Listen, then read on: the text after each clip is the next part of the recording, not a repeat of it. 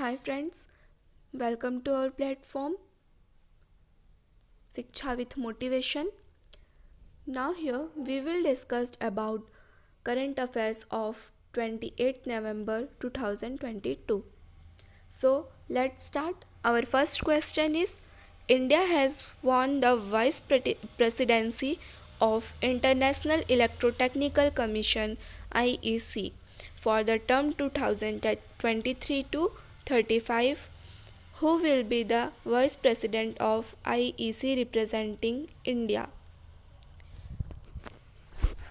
भारत ने 2023 से 2025 की अवधि के लिए अंतर्राष्ट्रीय विद्युत तकनीकी आयोग का उपाध्यक्ष पद जो है उसको जीता है, जो भारतीय का प्रतिनिधित्व करने वाले आईईसी का उपाध्यक्ष होगा.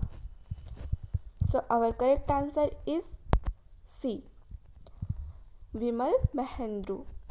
India won the vice presidency of International Electrotechnical Commission IEC and chair of Strategic Management Board SMB for the 2023 to 2025 term.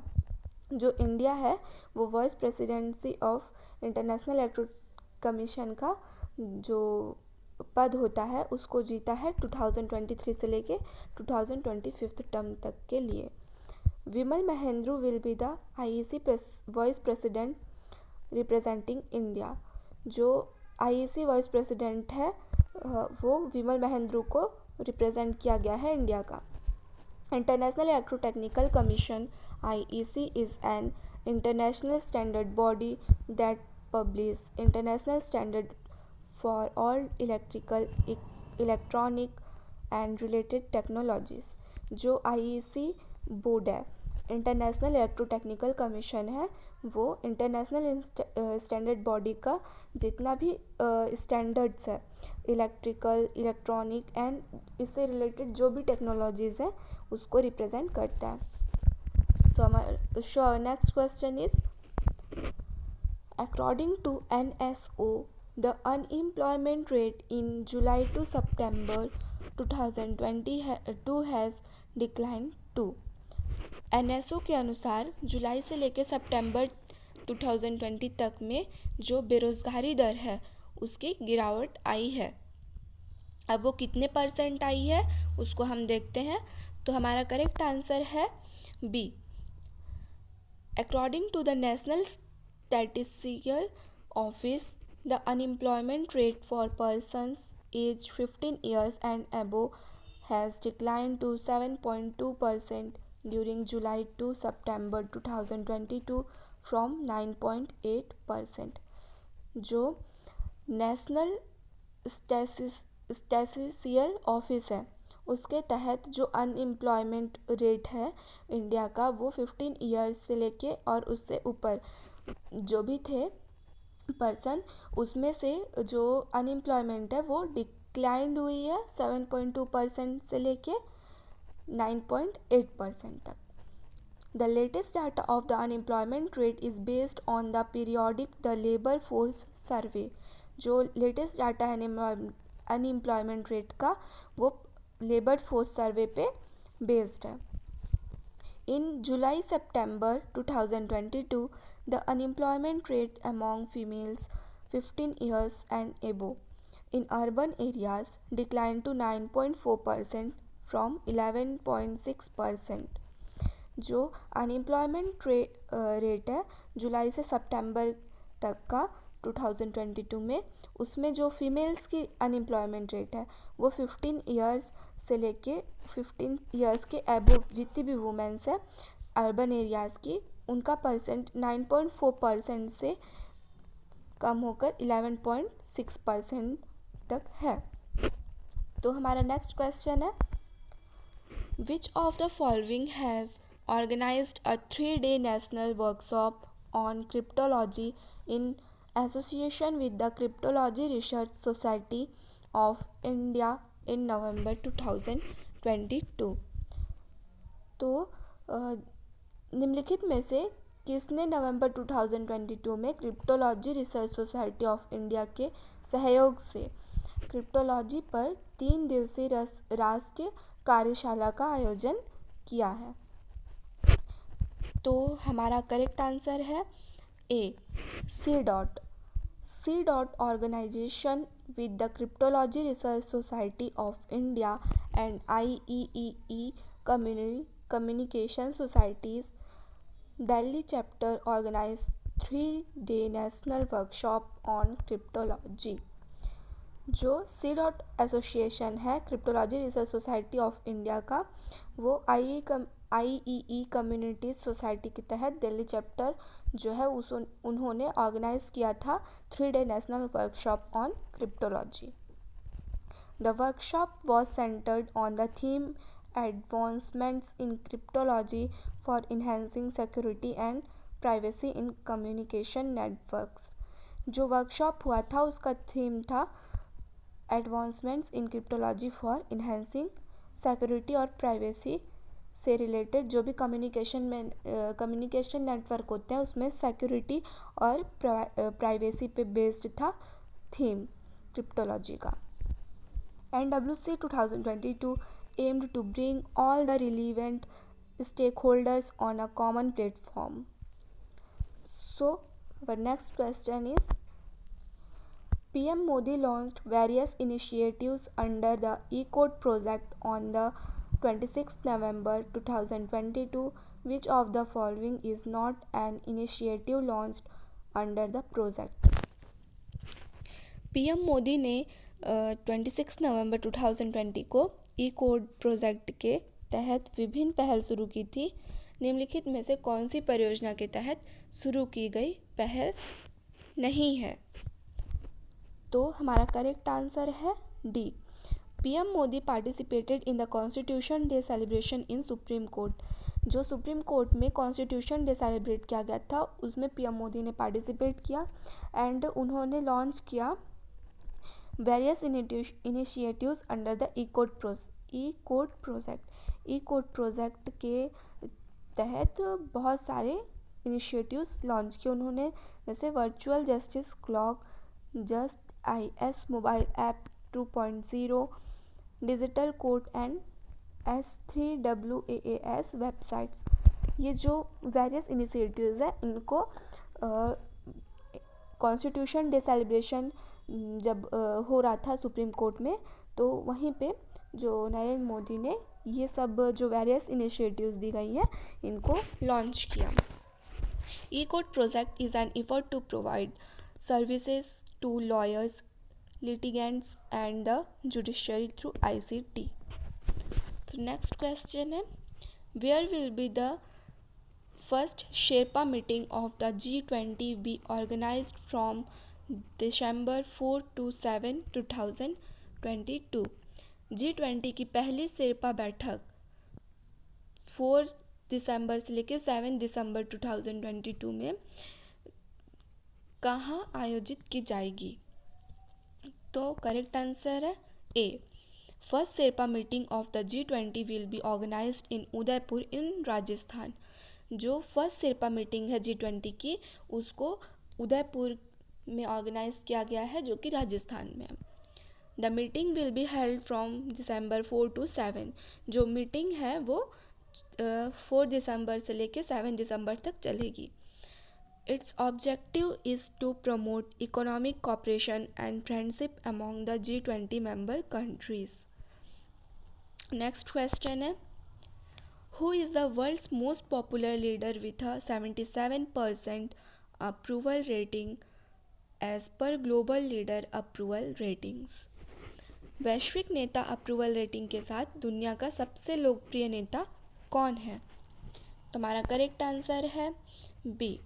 As per global leader approval ratings, PM Modi remains the world's most popular leader with 77% of an approval rating. Global leader approval rating के तहत PM Modi ने world का most popular leader जो 77% approval rating है उसका name बताया है। US based consulting firm Morning Consult has release the global leader approval ratings. Mexican President Andres Manuel Lopez Obrador is in second place।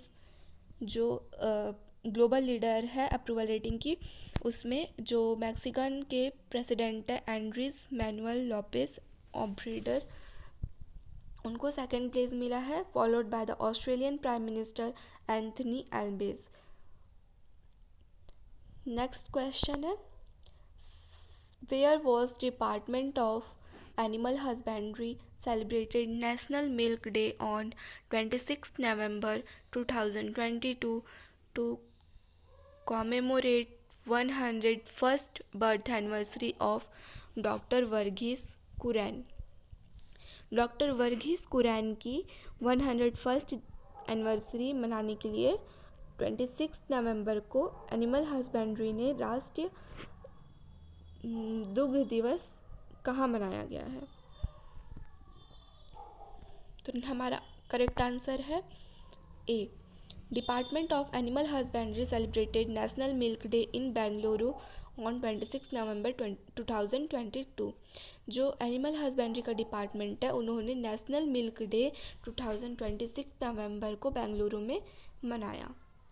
Department of animal husbandry celebrated national milk day in Bengaluru to commemorate 101st birth anniversary of doctor Verghese Kurien. जो animal husbandry department है उन्होंने national milk day 26 नवंबर को बेंगलुरु में celebrate किया, जो कि doctor Verghese Kurien की 101st birth anniversary थी। Department of animal husbandry and dairying government of India, department of animal husbandry and fisheries government of Karnataka, national dairy development board and Karnataka milk federation have come together to organize this national event in Karnataka। Next question है, which of the following banks has recently launched India's first Tiger based debit card? तो कौन सा bank है जो India का first bank है जिन्होंने first स्टिगर based debit card को लॉन्च किया है? हमारा करेक्ट आंसर है सी, India's first sticker-based debit card has been launched by IDFC First Bank। India का first sticker based debit card जो है वो IDFC फर्स्ट बैंक ने लॉन्च किया। The bank said it has launched FIRSTAP India's first sticker based debit card. जो bank है उन्होंने FIRSTAP जो इंडिया का first sticker based debit card है उसको लॉन्च किया। It can be use to tap and pay in stores, restaurants and all other places. और जो डेबिट कार्ड है उसको अदर चीज़ों के लिए यूज़ कर सकते हैं, जैसे स्टोर्स में पेमेंट करने के लिए, रेस्टोरेंट्स और अदर प्लेसेस में पेमेंट करने के लिए डेबिट कार्ड को यूज़ कर सकते हैं। नेक्स्ट क्वेश्चन है, which edition of Asian Defence Ministers Meeting Plus ADMM Plus was held on 23rd November 2022 in Siem Reap, Cambodia? Asian रक्षा मंत्री बैठक प्लस ADMM प्लस का कौन सा एडिशन 25 नवंबर 2022 को कैम्बोडिया में आयोजित किया गया था? तो हमारा करेक्ट आंसर है C, defence minister Rajnath Singh addressed Asian defence minister meeting plus in Cambodia. Defence minister मतलब रक्षा मंत्री जो राजनाथ सिंह है उन्होंने एशियन डिफेंस मिनिस्टर की मीटिंग कैम्बोडिया में ऑर्गेनाइज की थी। And he said that we hope that ongoing negotiation on the code of conduct for the South China Sea will be fully consistent with international law, in particular United Nations Convention on the Law of the Sea। The 9th Asian Defence Minister Meeting plus ADMM plus was held on 23rd November 2022 in Siem Reap Cambodia. जो 9th Asian defence minister की बैठक थी meeting plus ADMM plus वो 23rd नवंबर 2022 को Siem Reap Cambodia में organise की गई थी। तो हमारा नेक्स्ट क्वेश्चन है, consider the following statements regarding draft prevention of cruelty to animals and Amendment Bill 2022. First, the bill proposes insertion of a new section providing 5 freedoms to animals. Second, the bill includes 5 years imprisonment for committing gruesome cruelty. Which of the above option is are correct? तो जानवरों के प्रति क्रूरता की रोकथाम संशोधन विधेयक 2022 के संबंध में जो ये अमेंडमेंट बिल है उसमें क्या ऑप्शन है? The bill proposes insertion of a new section providing 5 freedoms to animals. जानवरों के 5 स्वतंत्रता प्रदान करने वाला एक नया सेक्शन बिल प्रोसेस सम्मिलित किया गया। सेकंड है, इस बिल में भीषण क्रूरता के लिए 5 साल की कैद शामिल की गई है। जो एनिमल्स के आगे प्रति क्रूरता करेगा उसको 5 साल की जेल होगी। तो हमारा करेक्ट ऑप्शन है ए।